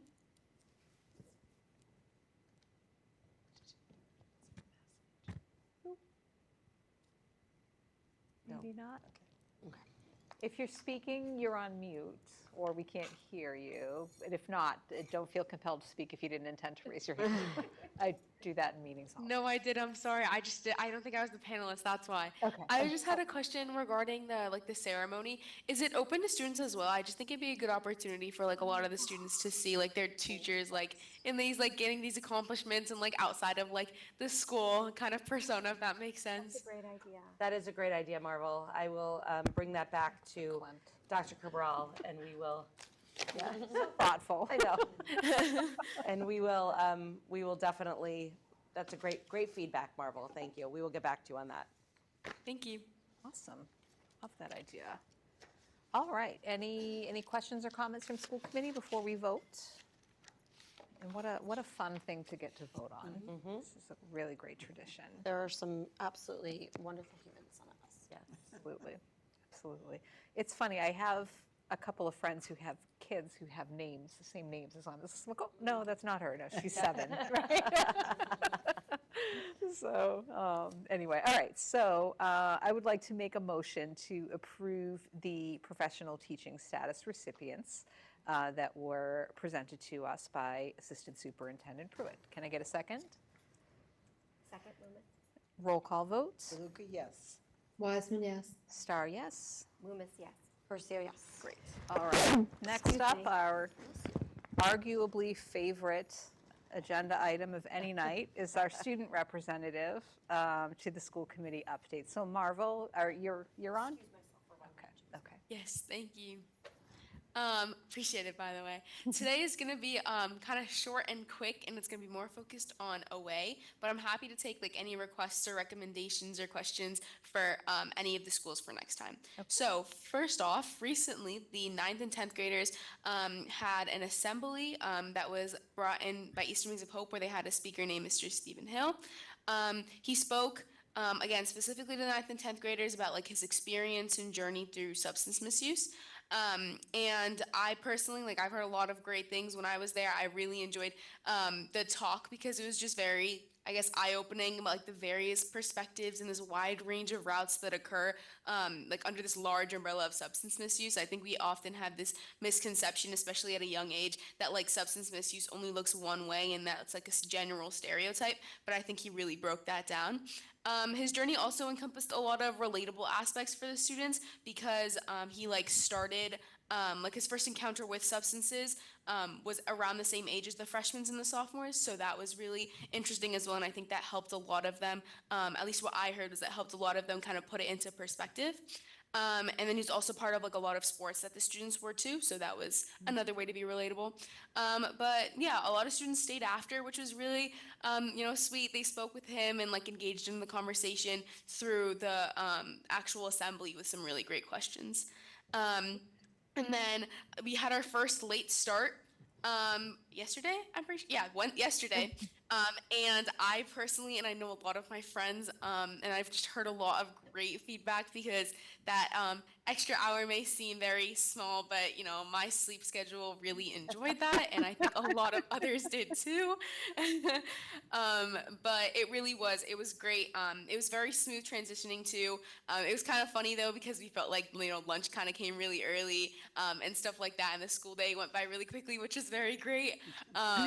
But I think it went by pretty smoothly. So I'm pretty sure, a lot of people were satisfied. I haven't heard much otherwise. And then, our unified basketball team, they had their first ever home meet. And I didn't get to stay for long, but I saw some really great game points. And, I heard they really battled it out and they did an amazing job against Stoughton. So kudos to them. And then, lastly, there are a lot of like senior events coming up. So senior field day is tomorrow. So I'll update you guys about that next meeting. And then also a lot of senior nights for fall sports are coming up as well. And I'll have the specific dates for that next meeting as well. Great. course. Thank you. All right, any questions or feedback from the committee? Thank you very much. Of course. Yeah, that was great. I really appreciate the feedback on the Stephen Hill presentation. So it was great to hear a student perspective on that, and to hear that that it was engaging enough that students actually stuck around after. So I think let's put a big star on that as maybe a repeat or something to build on. That sounds like it was very successful. Yeah, and it's also wonderful to highlight our partnership with Easton Wings of Hope, that they are able to partner with us, help bring speakers. They vet speakers for us. They also provide funding to bring the speakers to the district to speak to our students. It's really been a great partnership that we have fully embraced, and really appreciate all that they do for us. Yeah, they do incredible work, for sure. The coalition is now a club at OA as well. So it's a great way to integrate it. And they also have like an EMS health club down at the middle school, which is, doing working its own magic as well. So a lot of prevention being spread, which is great. Yep. Great. Thanks, Marla. Awesome. All righty. Okay. So next up, we have our schedule of payments. So since the school committee last met, we approved and completed warrants 009, 010, and 0112, or 012. All for routine operating expenses. Your bad influence. And then warrant 014 is in review and will be making its way to the rest of you. So just continuing to move on with getting bills paid, which is always good. Yep, good stuff. Okay. So public comment. We do not have any members of the public remaining. So it was nice to have an audience earlier, though. All right, so we do not have superintendent notes tonight, but we do have assistant superintendent notes. So as Marvel did highlight, the first late start of Oliver Ames was this past week. And again, the feedback from staff was wonderful as well. I did have a chance to speak with Principal Kelly Kavanaugh, who shared all the exciting work that the teachers were doing around professional learning communities, having opportunities to talk with each other, plan together. It was really wonderful and very welcomed by the staff. I do understand, and Principal Kavanaugh and I had a long discussion. We understand that there was a large traffic concern as students were trying to get to Oliver Ames. Our parents were also getting to Richardson Olmsted. I just want the public and all of you to know that we are aware of the concern. We are working on it, and we will have it, we will mitigate the situation. Is there any way that the Easton Police can help out on that once a month? We have some ideas, Okay. some various ideas. Principal Kavanaugh had some ideas as well that we would like to run by Tony and by Officer Aker to see if they'd work first. Yeah. But that will be announced, and all the families and students will know what the other option will be, but we are really paying attention to it and making sure that it doesn't happen. Great, thank you. I think it also would be helpful if the families of Richardson Olmsted. Olmsted knew that this Great was feedback. happening. Yep. So if you have the opportunity to put your child on a bus, then you do that so that morning. Yeah, that's great. That's a good point. Yeah. Do we have any, I apologize if I missed this, but do we have any sense of how many students came early through bus or other means for the high school versus were dropped off late? There were, out of 1,100 students, there were approximately around 100 that were there that came early. They were in the cafeteria, in the library, getting work done. Yes. Okay. And all those locations were supervised? Yes. Yes.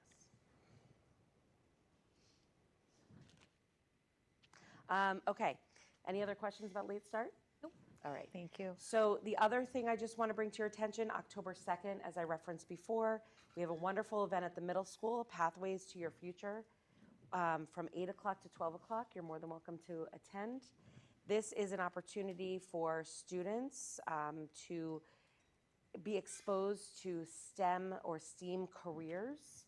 We have about 30 organizations throughout the South Shore, really, coming to share their professions with the students.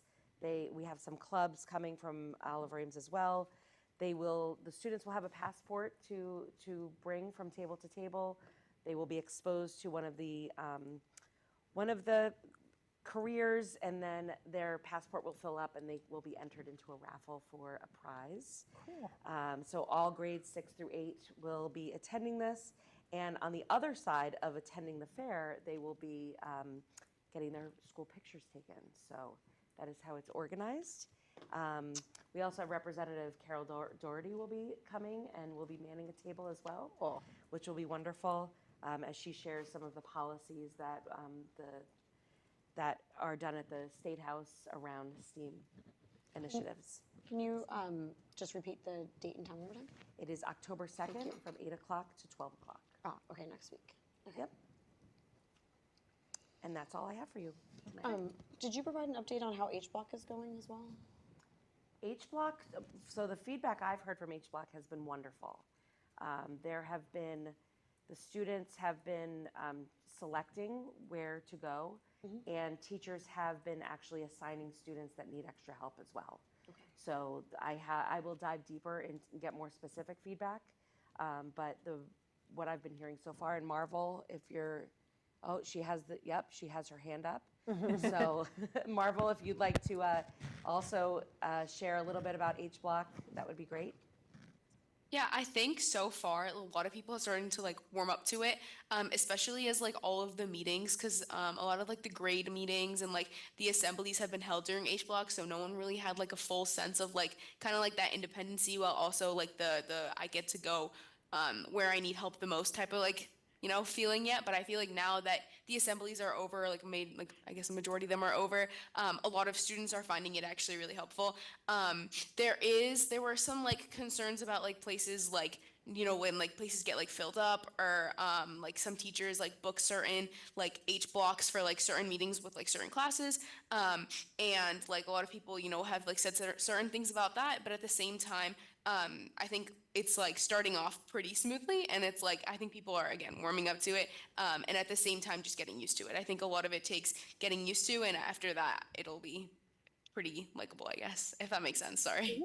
Yeah, thank you for that.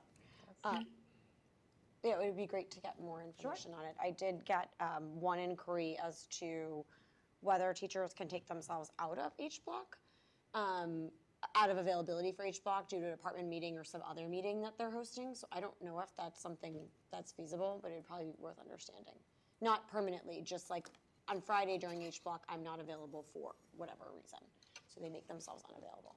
I don't know if that's a real. You said that was happening? It could That be was they were feedback not I there got from a that day. parent. I just don't know Okay. if that's a normal thing or not. Yep. My years at the high school seem to love H block. So, Great.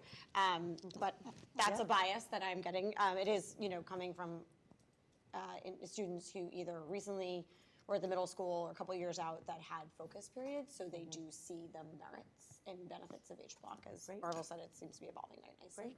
But I did have a parent inquire as to whether teachers are always supposed to be available during that, or if they can block out for, say, a meeting or something like that. Sure, I'll look into that. I would assume that teachers that are not available might have had to leave early for a particular reason or something to that effect, or they're not in attendance. I could imagine somebody maybe needing to attend an IEP meeting Correct. or something like that. That's what I wasn't sure about Yeah. either, so. Yeah, department meetings do not occur during H block. Okay. Yeah.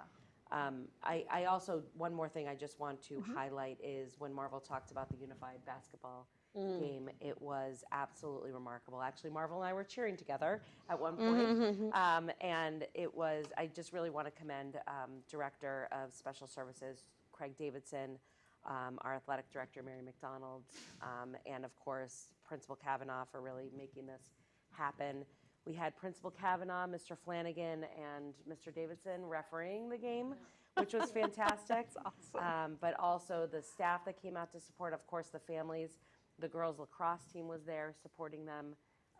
Just to see the smiles on their faces, a couple parents in tears from both towns, just how wonderful it was to see their children interacting in that way and with their peers. So I cannot wait for the next game. And just really, I really will get the dates to you as well, so to make sure that you can attend because they're so fun.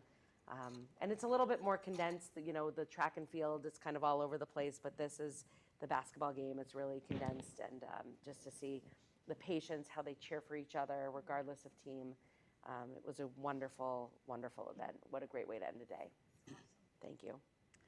I have a question on, so I know the high school's using scheduling software Yes. to manage H block.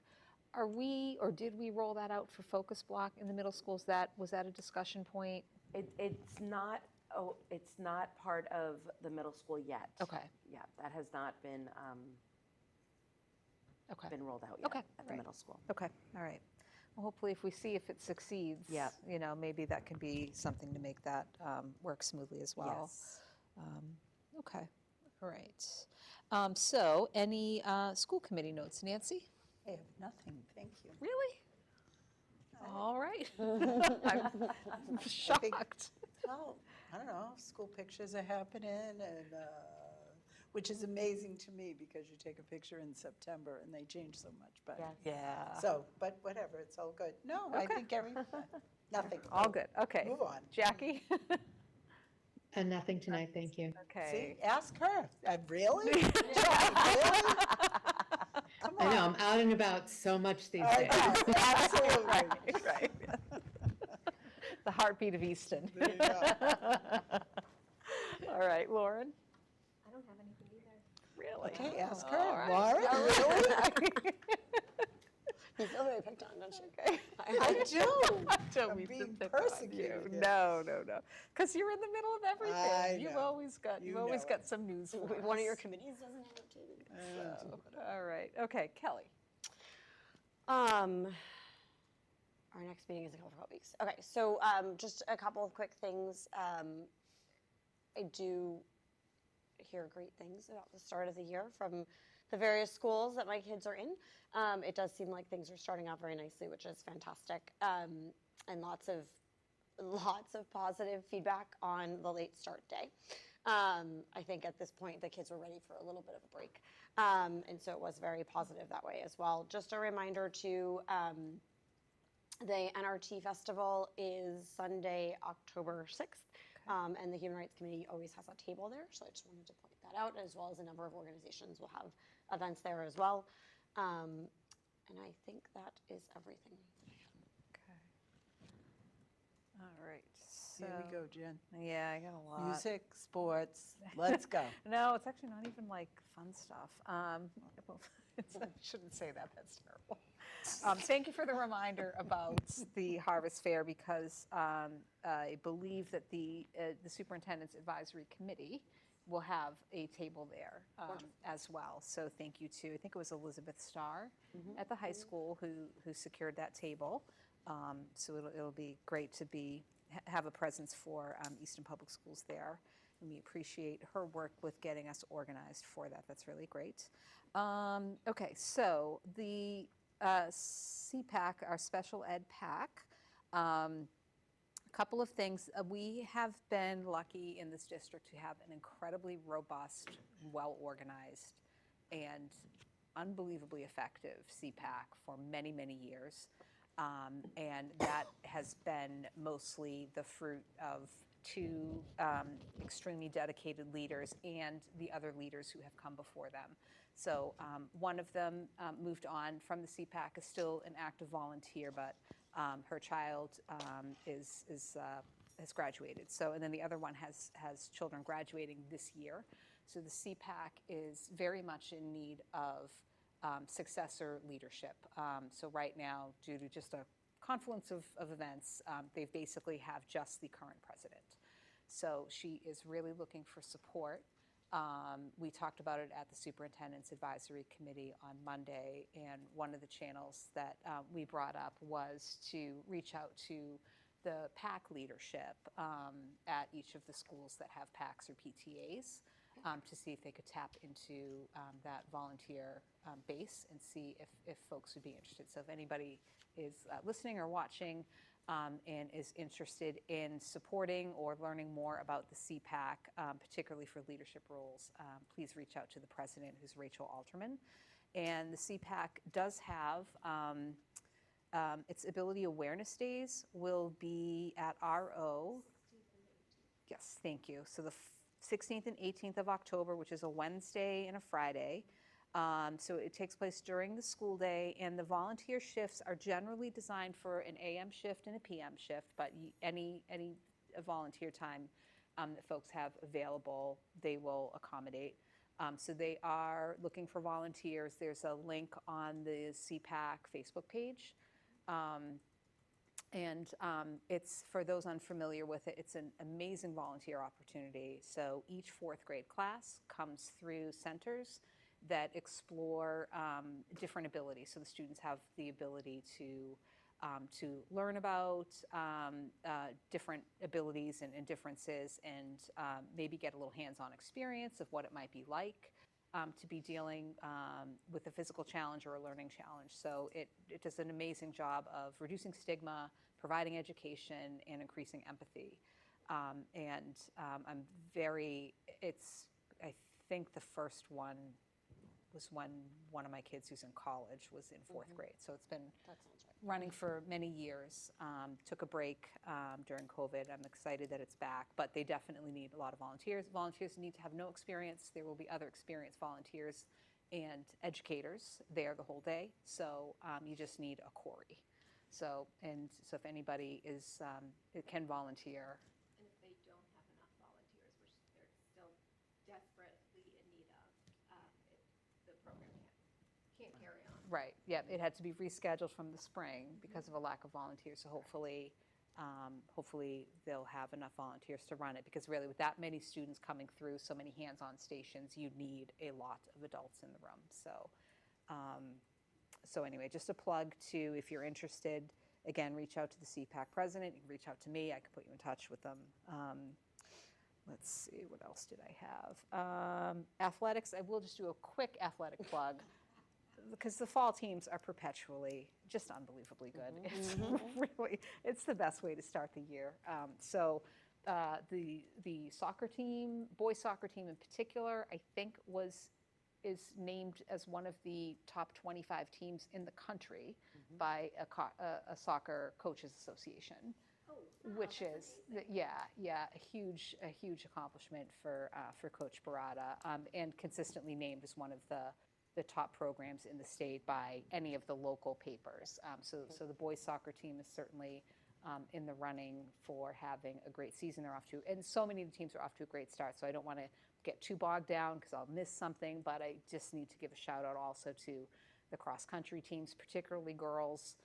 I think they've had multiple meets where they have swept all of the top positions, which is like unheard of. So they're getting like state level recognition as like the team to beat across the state for girls in particular, and the boys are having a really strong start too. So, well, the sports report coming up as we head into postseason will be good. Okay, and then finally, MASC did a resolutions clinic Tuesday night. I attended. Always interesting. Resolutions are interesting, right? It's in a way it's part of the bread and butter of what we do as a statewide organization. So, so just for members of the public, Mass Association of School Committees is a state association of school committees. And one of its main functions is there is an annual conference. Each member school committee elects that it has somebody attending the conference can elect one person to be the delegate at this resolutions meeting, and we vote on resolutions. And so resolutions are typically worded as things that we want to advocate for at the state level. And so it becomes part of the core legislative slate, or it's a recommendation made out to all member committees that you consider adopting this or communicating that. So the delegate manual, I think everybody gets, I don't know if everybody gets this or just the people who've registered. Did you get yours yet? You should. Okay. No, I got one and I didn't register. You haven't registered yet. Okay. All right. Okay. All right. So we'll make sure You're probably not on the mailing list yet. that you, okay. Well, maybe How do I receive one? connect with Lynn and she can make sure that you're kind of registered. So anyway, so for the meeting, at the resolutions meeting, they went through and explained, and there's a PowerPoint presentation that I had shared out that summarizes these.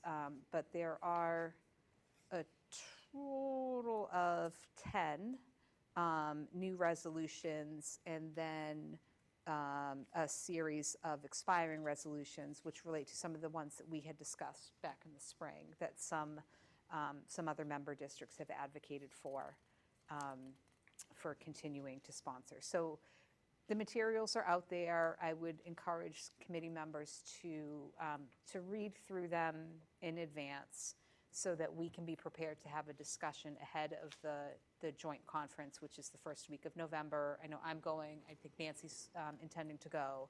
And then we'll vote on who of those attending will represent the committee at that meeting.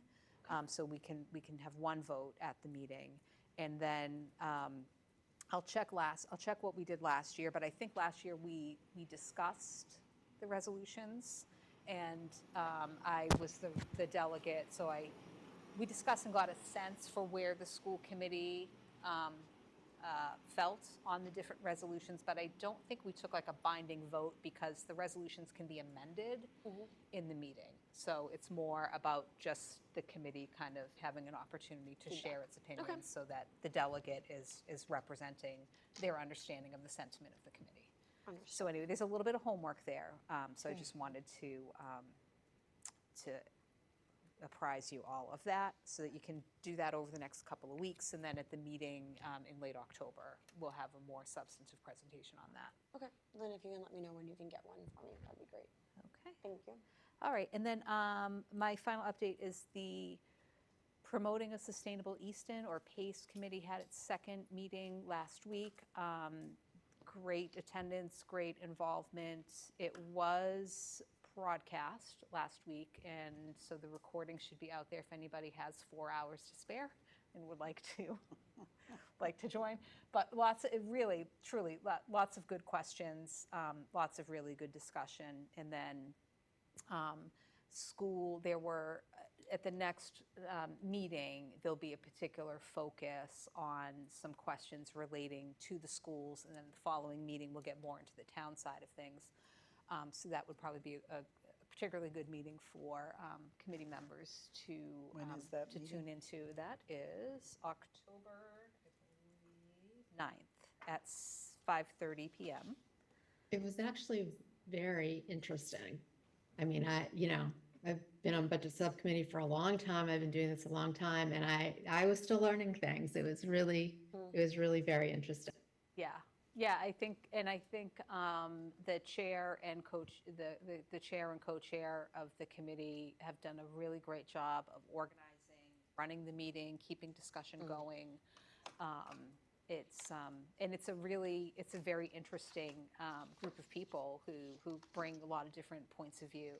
So one of the takeaways after our last meeting was the chair and co-chair collected feedback from members about what questions they would have for the schools, compiled those, and those got sent over today. So they've been shared among the district leadership team to work on compiling all of that data.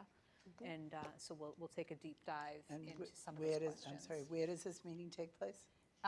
In the Corona room at Oh, Town it's at Hall. Town. Yeah, yep, But it's also on Zoom, so Okay, yes, thank you. yep. And I will ask about remote participation from the public, from any public Thank who you. have questions. So, yep, if you don't hear from me on that, nudge me. All right, okay, and that was, so that's all I had. So, very long update. All right, so, let's see, are we at the official? Yeah, of course, yes. The annual booster-thon for Oh. RO is going on right now. Exciting. And the fun run, which is always a fun day, is October 7th. Okay. And it's a really important fundraiser, and it's an exciting day for the kids. Excellent. All right. So our next meeting is on October 10th.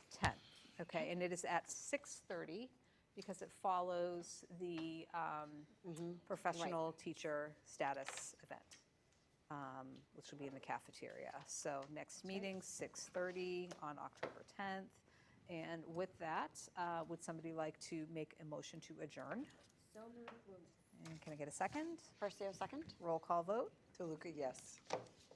Wiseman, yes. Star, yes. Loomis, yes. Percio, yes. Right, great. Thank you, everybody. Have a great night. Thank you.